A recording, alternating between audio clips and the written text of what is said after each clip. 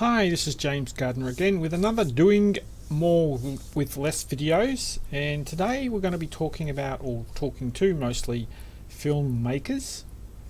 Trying to give you guys a break here with some information on how to do some of this stuff yourself. And again, we're focusing on Resolve. Now, there are other tools like DCP, which is free, but Resolve is probably something that as a filmmaker you're probably used to using because it's a very cost-effective tool, and the color grading capabilities of such a tool is quite outstanding and amazing. So it's probably something you've got already if you're really doing a lot of work on your own film. And today I'm going to really show you, if you have a film that you've done and it's in a standard rate like a 25 rather than the 24, still, even though SMPTE DCPs are the standard and SMPTE DCPs do support other frame rates apart from 24, it's still best and safest to go with 24 if you plan to go for any sort of wider release, because there are quite a few older cinema equipment out there that are not capable of doing anything but 24 frames a second. So you still need to know how to deal with those sort of issues. But you know, if you know where you're going and the target cinema you're going to, using a 25 frame or even potentially a 30 frame per second master, there's only integer based frame rates in DCI, so 29.997, that will have to be converted to 30. And other bits and pieces like that you should be aware of. But if you are a filmmaker and you do need to get something to the cinema, and I'm going to show you how to do that with Resolve today. It's very fast compared to any other software. Like DCP would literally take 10 to 20 times longer to create your DCP compared to this tool on the same system. So let's have a look at the software today. We'll get to the Media tab again. We'll start with the Media tab. And in this little demo we're going to be working with, there's this gut film that I converted for a film festival quite a while ago. So it came to me, as you'll see here, a typical film. It currently says 24 frames a second, but it was actually created at 25, and I've gone into here and told it to actually interpret it at 24 rather than 25 frames a second. And also you'll understand that I have the project or Resolve set up for a DCI format, which is not flat, which is 1998 by 1080. So that's the resolution I'll be working in for my flat container and when I'm going to render out to. So we'll have a look at that. So we've got those bits of content, and you'll also see that there's a 5.1 file. This is a 6-channel WAV file. In this case, I'll go through the different ways, but Resolve can convert your audio, but it is far better to go to an external tool to convert your audio, because Resolve simply it's not designed to do that too well. It'll do it in real time on the timeline here, but most tools like Isotope or Audition, for example, are doing a really well anti-A-list and converted with high quality, no artifacting, is actually quite a slow process. Can take as long as the film itself to do a really good job, and you would need to go to a tool which is specifically designed to do that. But you know, that could be something that's done after. Now, one of the things I do want to mention, if you are finishing for a film and you are using let me just get up close here. If you are finishing for film release and you are going through a decent grade, most likely you're going through a Resolve or maybe something else. Resolve's very cost effective. It's very common with independent films. And you may have a color grader, and he's grading the film in Resolve to a grade 1 monitor or a color grade monitor, and you're looking at the colors, etc. The best path, in my opinion, when you are going to film, is then get the person or the grader to actually cook the film down to the J2K files that go into the DCP. That's mainly because color, you spend all this time and effort making sure the color is correct. I think should be the responsibility of the grader to cook that into the actual bit stream, which actually gets sent to the projector and put onto the screen. So I like to put the responsibility for that into his hands and saying he should make the DCDM, but that's too much trouble, usually just going straight to DCP. DCDM is an intermediary that's sometimes used for archival purposes. Many independent film people don't use it. You can look it up on Wikipedia if you like. But going directly to your DCP, he is telling Resolve how to do it, and then he can actually bring the DCP back into Resolve, which I'll show you in a sec, to compare the DCP to the actual master timeline. And therefore you can actually examine if there's any issues in regards to the creation of the DCP or the quality in the DCP, the color in the DCP. It should pretty much A/B it, and you shouldn't see a single difference in the frame. You may zoom it up and everything, it should be pretty much near identical when you're using a reasonable bit rate of at least 120 kilobits or more. Typically 250 is the maximum, but that's also for 3D. So if you've got 2 image channels, that's 125 each for each channel. So that's where the sweet spot is for what DCPs were designed to compress images down to. I must admit, if you're doing 4K, you'd probably want to go up towards more 200. But if you're just doing a 2K, 120, even 100 kilobits a second, it's fine. Okay, so that's that. So let's get back to here. So in this case, so I've got all these assets, and I go into the editor, and I've actually made the movie timeline already. So I've, create timeline, blah blah blah blah, called it movie, and I dropped on the movie here, which has been told it's 24 frames a second rather than 25. So it's playing slower now. Now on top of it is the DCP I made from this file and the high quality audio file, which was from memory I created that in Audition. But we're talking about doing more for less here, and we're not paying the Adobe's pricing of $700 a year.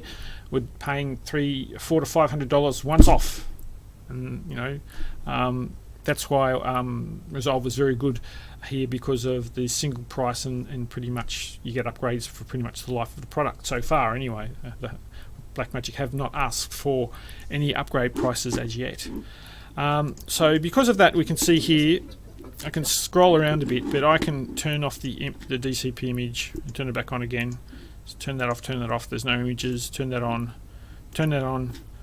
Pretty much you can't tell the difference in the picture, and that's the way it should be. So if you've done this correctly, that's the way it should be. So I basically would render off, I'm not going to do it now because it would take 15-20 minutes to render it off. And I'm not going to do that right now. So if rendered off, bring it back in like this file here on the timeline. After I've rendered off, I bring it back into Resolve, put it on the timeline, and I can compare it to any particular section you may want to jump to, for example, the high contrast, more difficult sections of the film to compress. You may want to have a little A/B look there to make sure everything is going according to plan. And it's a really good job to do all that. So when the DCP does leave the hands of the colorist, everything that you've done in the grading room, etc., has been cooked into those files before they go out to anyone else. I've seen, because there is a bit of color science and everything going into creating DCPs, and it's all too common. I've seen some of the more cost-effective DCP creation guys out there haven't really got their bit depth and color, their LUTs, etc., all right on spot for when they actually do the conversion from your possible P3 color space MOV files to the actual DCP. So going straight out of Resolve, which is working in the high bit depth, and all the color management's in there already, making sure it's all working. It's a safer path, more cost-effective path in my book. And if you did either want to go to a wider release later on, you can actually just reuse those J2K files in that original DCP and give that to a company which may be doing a more mainstream, with captions and subtitles and hearing impaired audio could be all added to that. But the original tested file. The original images that you've been using up until then can still be used in those future DCPs. So again, ensuring that there's nothing crawling in or no errors crawling into the workflow between then and the time it actually gets its major release. So that's how I really advise, and why I'm a big fan of using Resolve, because it actually allows that workflow to be there quite well, more than most. It's all sort of built into the tool, and it's a very good tool, and very fast. Uses one of the best quality J2K encoders, which is Kakadu, which is pretty much the oldest and most developed version of J2K on the market. So other bits and pieces I need to talk about here. So now, obviously, this file here, this is a MP4 file. So it's a quick MP4 file conversion for a film festival that these people released. Now, it was at 25 frames a second, of course, because it was more done for a mainstream consumer release. But now we're going to cinema, and we really try and need to, unless you're going to a place that knows how to place empty 25 frames a second, it's probably better to convert it to 24. So in this case, this is a while ago, it was being converted to 24. So we told it to go from this file, even though it was 25, we told Resolve to treat it as a 24. So that made it play slower, made it play longer. But at the same time, the audio would have to play longer as well. So that's where you get into trouble here. So I'll show you how. So I'll go to the Fairlight tab, and this will get you through in terms of fixing the audio in Resolve very quickly. If you don't have a correct tool to do a high quality stretch and pitch conversion, this will still get you there if you just want to get there. You could go back and do it properly at a later date with someone who's got better software, but this will get you here in Resolve. So if we're looking at the timeline here, we'll actually go back to the start, because there is a section here which is very good for listening to compare.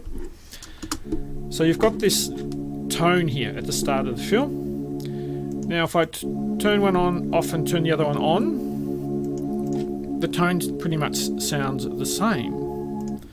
But if I put it on the original, actually I need to not mute that one and mute the 5.1, and I come down here and I turn off the pitch correction, that's not right at all. It doesn't sound anything like what it should sound like. That's what it should sound like with the pitch conversion from 25 to 24. And that's what it sounds like if you speed it from 25 to 24 and just let the pitch conversion be, that changes the pitch, of course, when you're changing the speed. Now, this pitch conversion, obviously it's not the best quality, but it will get you there. And so how did I do that? Well, you'll see here pretty much all I changed was, these are the parameters for the pitch conversion. Negative 70.7 on this value here is basically what is required when you're going from 25 to 24 frames a second. Again, this is the best way to do it, but it will get you there. And all you're really doing is dropping the movie on the timeline and hitting render, and you will get a reasonable result. So other aspects you need to know. So that's pretty much the most things you need to know when you're going from 25 to 24. You can do other things as well as, possibly use 2-channel to 5-channel conversion tools. I'd really recommend use a high quality one there, or do get some audio guy to possibly look at that.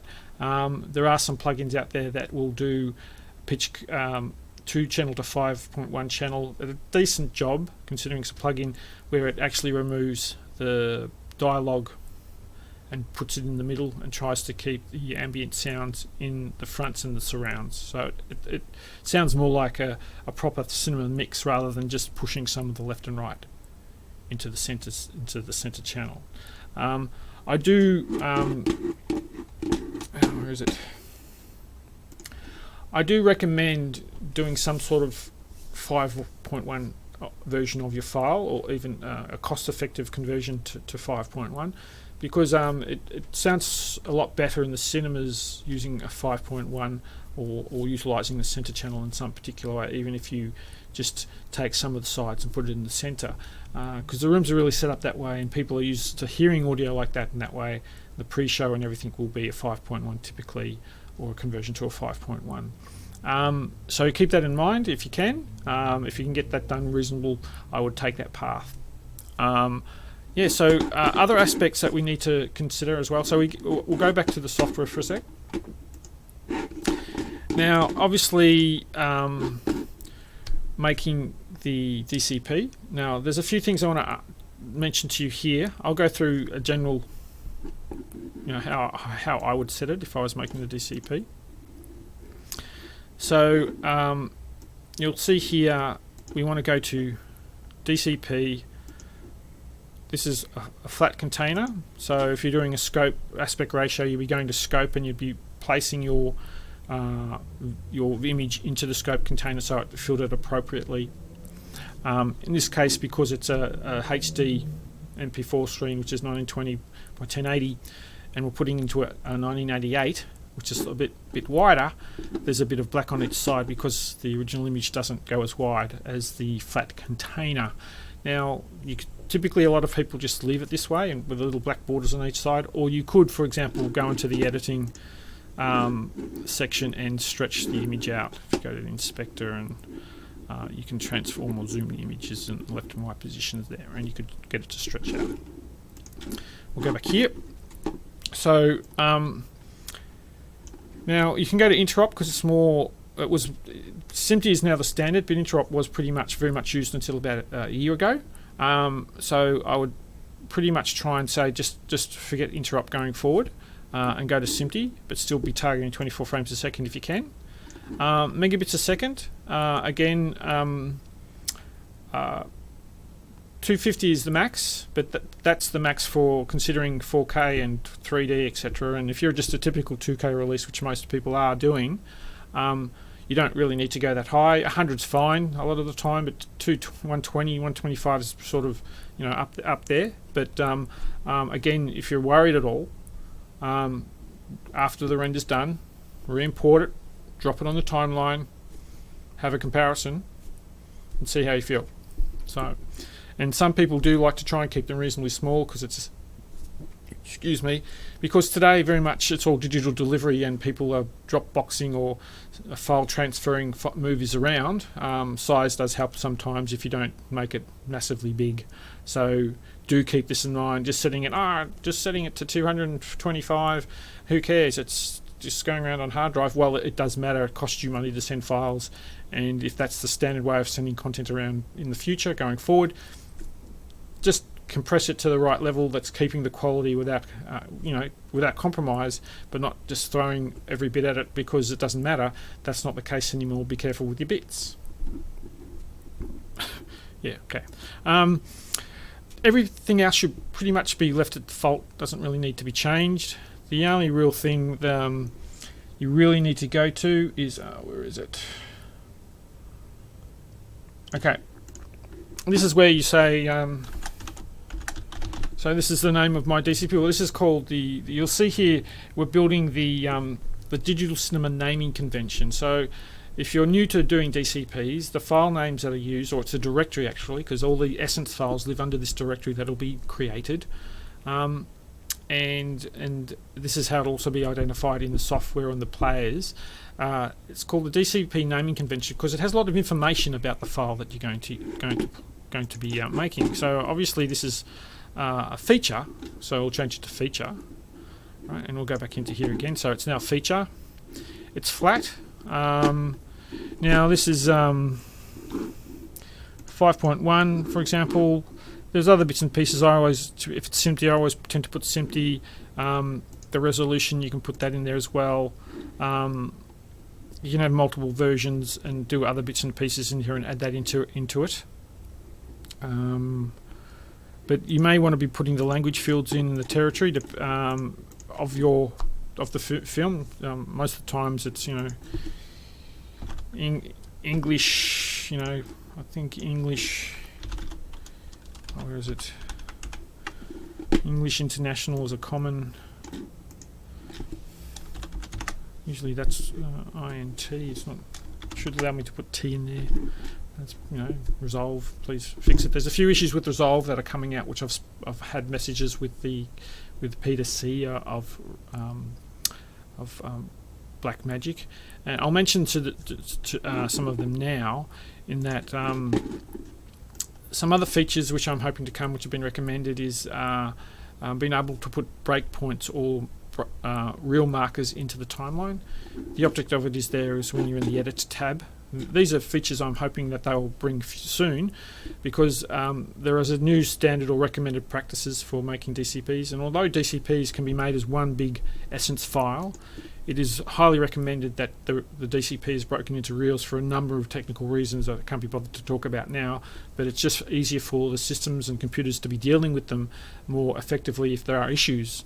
And so if we break the reels into typical 10 to 15 minutes, which was a typical reel of the old days of film, then the file's more easy to manage if something goes wrong. You don't have to go wrong on the whole film. You can fix just that reel that was broken. So it's a lot easier for the systems to manage issues if they do occur. And the objective is here, hopefully, is to add markers on the timeline, like reel every so often. And then when it does come to making the film, that it'll actually put a real marker and cut the file up when it's making the DCP. Or potentially there's the other option of just telling it to split the reel every 10 minutes. That actual feature is actually available in DCP-O-Matic already, and I'm hoping it'll come to this as well. The other feature that is not yet in Resolve, but I expect it to come again probably in up to a year from the making of this video, is the introduction of what's called extended metadata. Now what's that? Some of the fields in here are going to be expanded so they're easier to read, and they'll be in extended metadata. So when you make a DCP, there's a what's called a CPL file, which describes, it's like a timeline or a edit decision list on how to treat all the essence files, the video files and the audio files, and how to play it out onto the screen. And that little file has been extended to include other data, and some of that data is more verbose text of a lot of the naming convention data that's in here. So, except like I have my movie in here. Some films have very long and complex names, and they can't fit into the naming convention. Well, that'll be now included into the extended metadata, so it can be looked up and viewed more accurately via operators when they're looking for their films. Also, other things like markers will be introduced, and that's pretty much the other very important thing. Markers will become important very soon, specifically because you're going to embed or cook into the DCP the credits time, so when the lights come up. And that's very much an issue where people lose that time code or put it in wrongly. It's a source of contention and issues over the years because of it usually can get lost in other bits and pieces. So that'll be cooked into the DCP eventually in a newer release, and that problem should be all automated and no longer a problem, we hope. But after we've done all this, so you can issue, I'll put my name in there. Here I usually copy it, and when I'm rendering out, I say, browse, I'm deciding the V drive, and I'll give the directory the same name as the CPL, which is a standard practice when you're moving a directory with the CPL in it around you. Typically give it the name of the most important CPL in that DCP may have, because a DCP, when are coming from the studios, can actually have multiple CPLs. This can't do that. This is just for making a copy of the movie. A multi-CPL movie, for example, may have the 7.1 and the 5.1 all in the same DCP, and typically you will need to go to a DCP authoring service or facility that has the considerably expensive software that can take care of all those advanced features, putting captions in, dealing with hearing impaired and vision impaired tracks and all that sort of stuff. That's not Resolve's for, but the files that Resolve does use or create can be utilized by those people creating those extended features in their authoring of the project.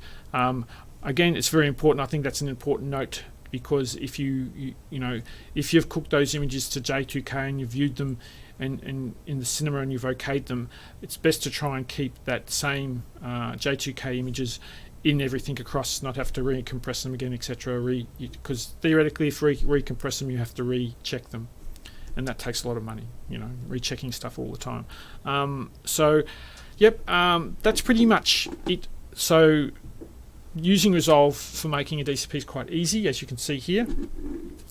Well, basically, after you've done all those changes, you add to queue and you hit render. You wait for a while. This machine I've got will render for 3 times real time. So for movies an hour, it'll take 1/3 that time. So very fast with this commercial version of Resolve Studio and the actual commercial version of Kakadu Encoder. It's very fast too. So again, that time alone, just creating DCPs, the time savings, because using the free tools can literally take 10 to 20 times to render, which is a long time.